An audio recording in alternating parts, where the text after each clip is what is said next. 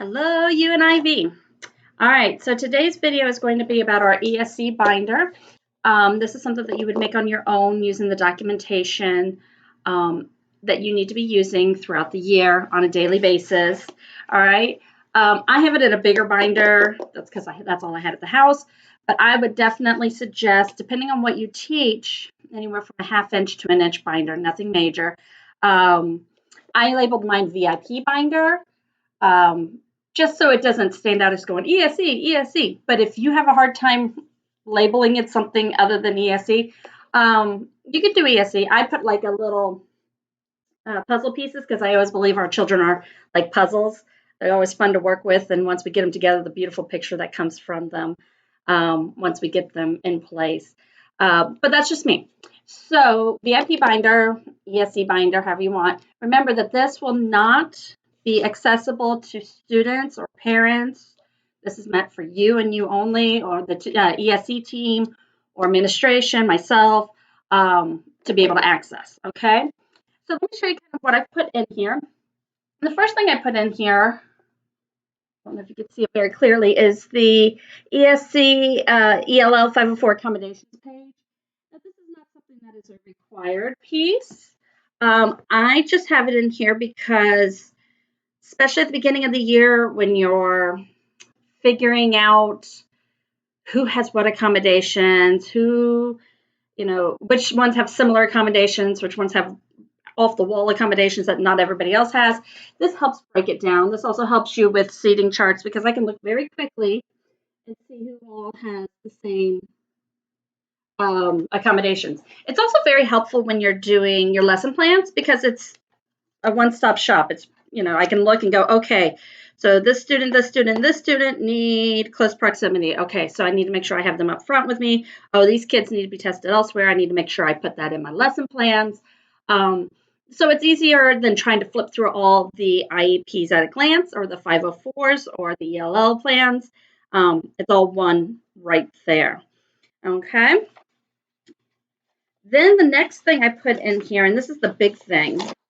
This is a new thing for you guys. So it is called the Accommodations Data Collection Form. It is required.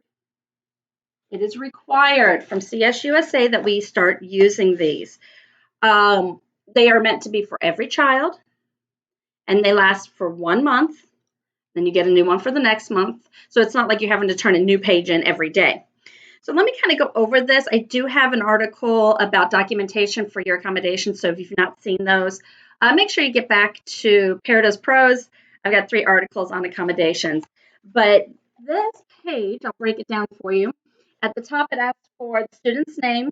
Now you're going to see it on the top of these pages. I used myself and my ESE team. The month is August. The teacher's name, that's you, Peridot. And then what subject? Now here's the kicker. Let's say I am 5th grade, ELL, and social studies. I need to have a page for ELL, and I need to have a page for social studies for each student. If you are a K1 and 2 teacher and you don't switch kids, every single one of your students needs to have one for math, one for reading, one for science, one for social studies. Okay? And then what you do is you just put the dates at the top of the weeks. So you have 4 weeks normally, and then for those ones that we have those carryover times, you've got the 5th week here. You put the child's accommodations because you already have who the child is. You put what their accommodations are, and you would get that from your IEP at a glance. If you do not have an IEP at a glance for the child, reach out to myself, reach out to the ESE team. Any of us can pull one up for you and just let us know.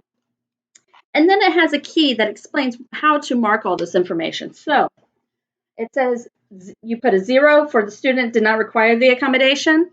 Sometimes they don't. Let's say you're doing classwork. You're not doing a test. The child is not going to need testing environment. Okay?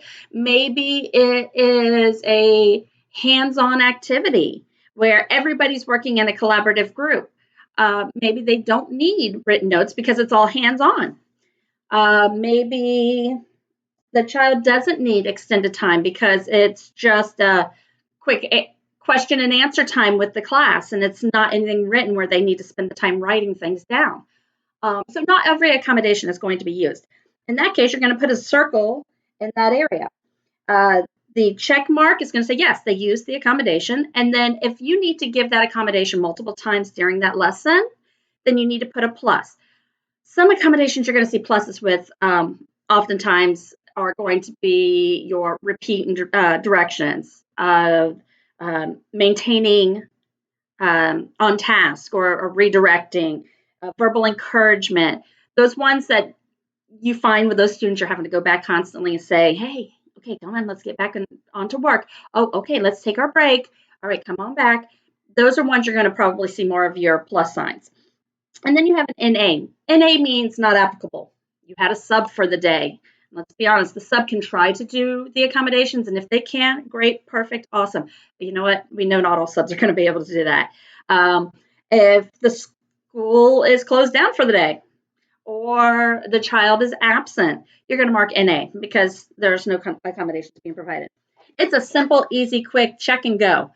I would suggest for these pages to have them at the front of your binder, or you can have them in one of these three prongs. If you want to put them in a three-prong folder, that way you can walk around with during class session and you're talking with the kids. Oh, I had to do that. Click, put it in as you're going through. Then you don't have to go back and try to go, oh, how many times did I tell them to sit back down and redirect them? Shoot. You don't have to do that because you've got it at your fingertips easily. You just go bink and mark it and keep on walking. So you want to make it as efficient for yourself, as easy for yourself, but still being accurate with the data.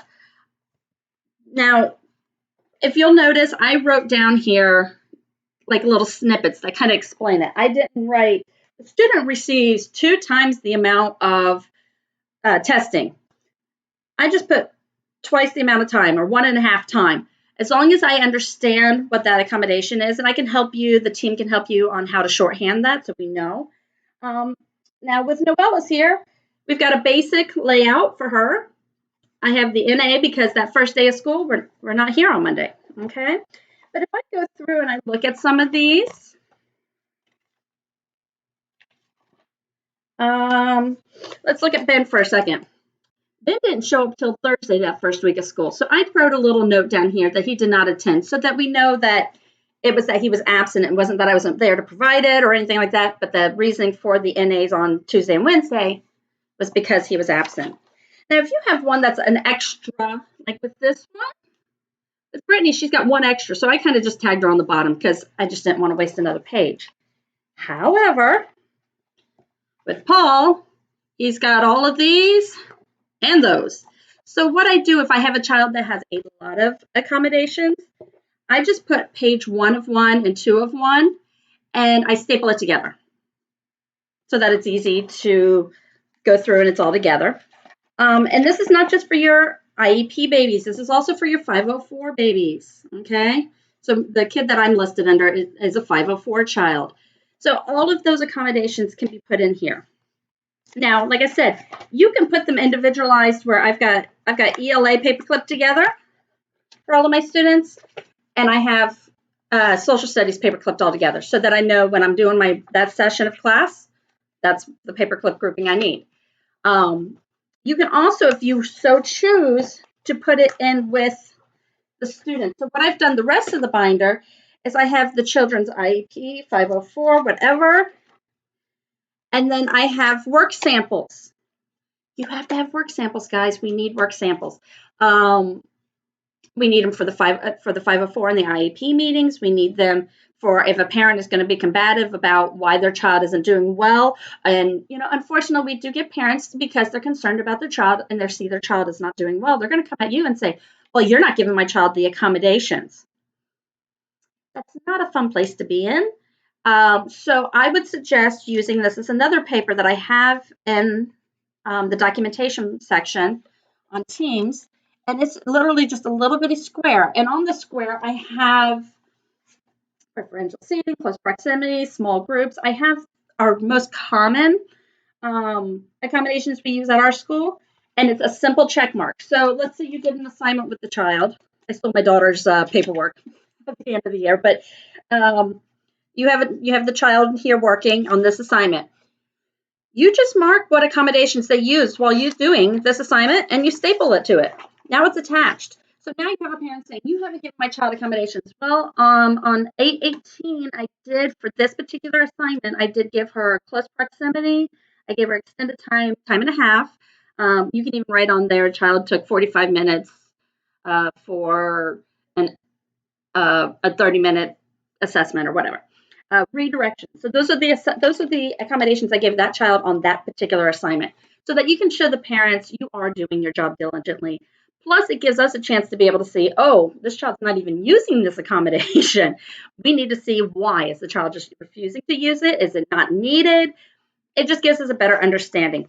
And then, so for every child, I have their IEP at a glance and their paperwork. So every tab is a different kid. Why is this helpful to have something like this? Not only does it help you with keeping track of your daily accommodation markings on the data collection form, which you need, it not only gives you your lesson plan support at the beginning, but again, you grab this. Oh no, Miss Peridot had an IEP with me. I completely forgot. Even though she sent me a calendar invite, I forgot. Let me grab this. Okay, we're good. I've got everything I need for that child in this binder now. And then I can go and grab it, and I'm good. I've got data to back up why the child is the way the child is. Like I said, I hope this is helpful. You can go this direction. If you prefer this direction, that's fine. I know some people like to use manila folders. My only concern about the manila folders is that they are open, so paper slide out of it. It gets kind of hodgepodge to mix matched in there. I like things that actually seal it in place. That's me personally. Now, with those papers, the accommodation data sheets that you do once a month, the one that we talked the most about, at the end of every month, you need to give this data sheet, you're signing your name at the bottom, and you give this data sheet to either myself or the ESE team, and we will file it in the students' ESE folders that are in the ESE room. Okay, so if you have any questions, please do not hesitate to ask. Come talk to myself, come talk to the team. They're fabulous. Oh my gosh, y'all, you've got the best ESE team ever on this campus. Okay, so you cannot go wrong catching any one of us. They love their children. They know their children. They know their stuff within ESE, and they would be more than willing to help you. You can also come to me. I'm going to actually have this binder in my office as an example. So if you want to actually thumb through it and kind of look at it and say, oh, I know she talked about it in the video, but I'd like to touch it, I'll have this in my office. So all you have to do is say, Miss Peridot, can I come look at your VIP binder? And I'll let you look at it. All right. Have a great day, UNIV. Go Lions!